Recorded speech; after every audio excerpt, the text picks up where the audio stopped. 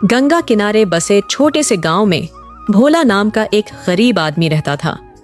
भोला की जिंदगी संघर्षों से भरी थी। वह बचपन से ही मेहनत करता आ रहा था, लेकिन गरीबी उसका साथ नहीं छोड़ रही थी। उसके माता पिता खेतों में मजदूरी करते थे और जब वह भी उन्हीं की तरह मजदूरी करने लगा। भोला की शादी कम उम्र में हो गई थी और कुछ सालों में उनके 2 बच्चे हो गए। परिवार बढ़ने के साथ खर्चे भी बढ़ने लगे, लेकिन मजदूरी से घर चलाना मुश्किल हो रहा था। कई बार पेट भरने के लिए सिर्फ पानी पीकर ही सोना पड़ता। एक दिन जब भोला को काम नहीं मिला तो वह उदास होकर गांव के चौपाल पर बैठ गया। वहीं एक बूढ़े दादाजी बैठे थे, जो गांव के सबसे समझदार इंसानों में से एक थे। उन्होंने भोला से पूछा, बेटा इतना उदास क्यों है? भोला ने अपनी परेशानी बताई तो दादाजी बोले, काम के लिए दूसरों पर निर्भर मत रहो, भगवान भी मदद करेगा अगर मेहनत करोगे। भोला को उनकी बात दिल को छू गई। उसने सोचा कि क्यों ना अपनी चाय की दुकान खोली जाए। मगर दिक्कत यह थी कि उसके पास पैसे नहीं थे। उसने अपनी पत्नी से इस बारे में बात की। विमला ने अपने बचाए हुए कुछ पैसे भोला को दिए और गांव के एक दोस्त से उसने थोड़ा और उधार लिया।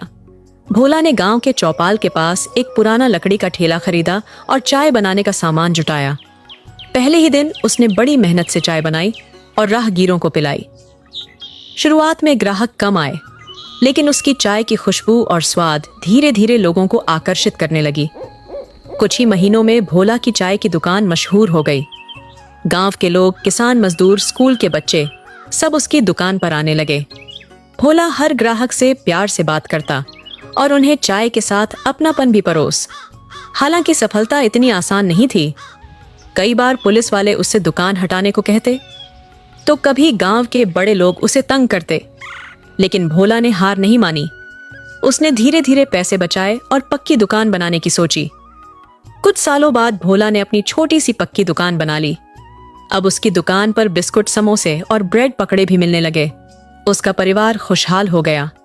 बच्चे स्कूल जाने लगे और पत्नी को भी उसने दुकान में मदद करने के लिए साथ रखा। एक दिन वही बूढ़े दादाजी फिर से उसकी दुकान पर आए।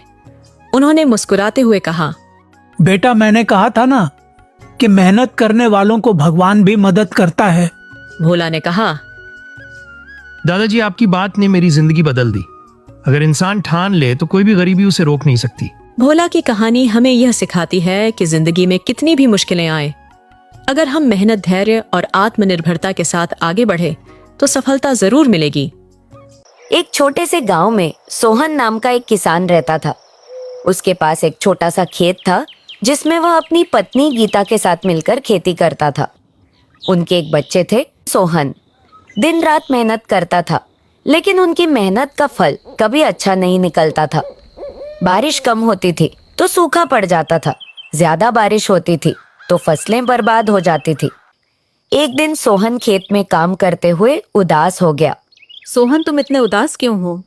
गीता, हम कितनी भी मेहनत कर ले, हमारा भाग्य साथ नहीं देता। हमारी फसलें कभी भी अच्छे से नहीं उगती हैं। लगता है कि हम इस गांव में कभी खुशहाल नहीं हो पाएंगे। सोहन, हार मत मानो। हमने इतनी मेहनत की है, हमें निराश नहीं होना चाहिए। हमें नए तरीके से खेती करने की कोशिश करनी चाहिए। नए तरीके से कैसे? हमारे पास तो कोई पैसा नहीं है कि हम नई तकनीक खरीद सके। हम गांव के सरकारी स्कूल में जाकर कृषि वैज्ञानिकों से सलाह ले सकते हैं। शायद वे हमें कुछ अच्छे सुझाव दे सके। सोहन को गीता की बात अच्छी लगी। अगले दिन वे दोनों गांव के स्कूल गए और वहां के कृषि वैज्ञानिक से मिले। वैज्ञानिक ने उन्हें बताया कि उनकी मिट्टी में नाइट्रोजन की कमी है। उन्होंने उन्हें बताया कि कैसे वे अपनी फसलों में जैविक खाद का इस्तेमाल करके नाइट्रोजन की कमी को पूरा कर सकते हैं। सोहन ने वैज्ञानिक की बातों को ध्यान से सुना और उन्हें धन्यवाद दिया। घर लौटकर उन्होंने गीता के साथ मिलकर जैविक खाद बनाने का काम शुरू किया। उन्होंने गांव के अन्य किसानों को भी जैविक खेती के बारे में बताया। अगले साल सोहन ने जैविक खाद का इस्तेमाल करके अपनी फसल उगाई। उनकी मेहनत रंग लाई और उनकी फसल बहुत अच्छी हुई। उनकी फसल देखकर गांव के अन्य किसान भी हैरान रह गए।